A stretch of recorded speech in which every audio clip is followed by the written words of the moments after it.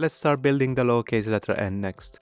First, let's make a copy of the lowercase letter O on the 14th artboard, then open the compound path, select the outer ellipse and make sure the reference point is in the center, and subtract 50 points from the width.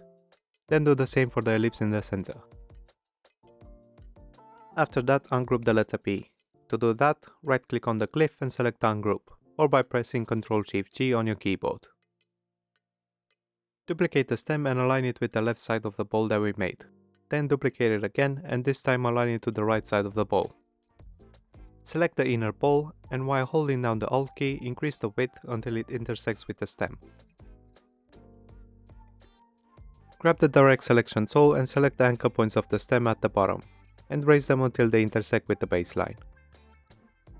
Grab the selection tool and select the stem on the right, then with the pen tool remove this anchor point.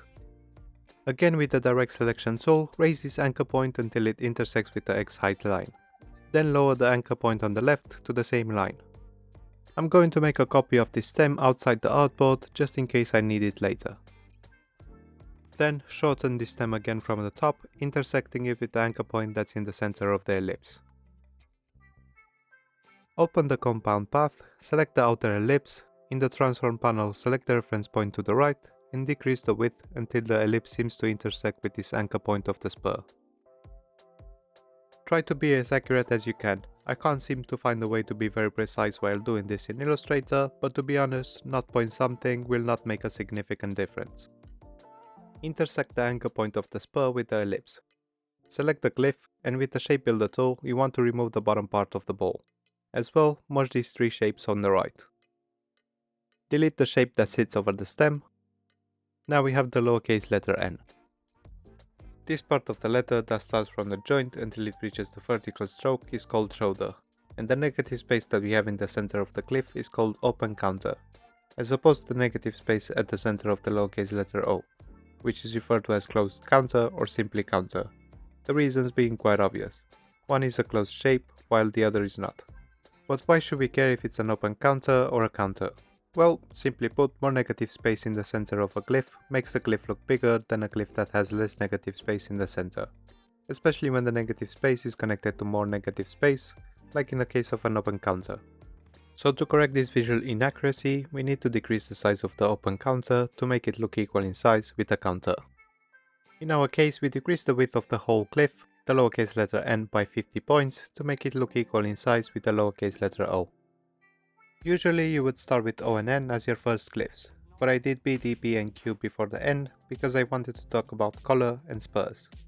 But the reason that you want to make these two glyphs first is because they will control the rhythm of the widths for the other glyphs. And what I mean by that is that you put a couple of N's and O's like this, and between them you put other glyphs. This will make it easier for you to tell if the glyph that you made is too wide or too narrow.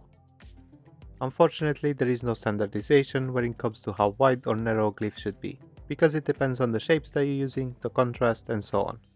Furthermore, when it comes to widths, there are different ways to categorize a font. For example, a font that has wide glyphs is considered expanded. A font that has narrow glyphs is considered condensed. A typeface that has glyphs that are mathematically equal is known as monospace typeface.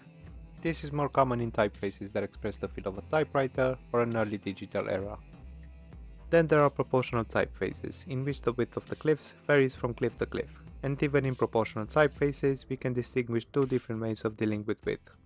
Some typefaces have glyphs of random widths in order to make the design of the glyph stand out, and is more common in old style typefaces where it would mimic handwriting. Others focus on making the glyph look equal from a visual standpoint. This is common in typefaces that are more recent, especially sans serif.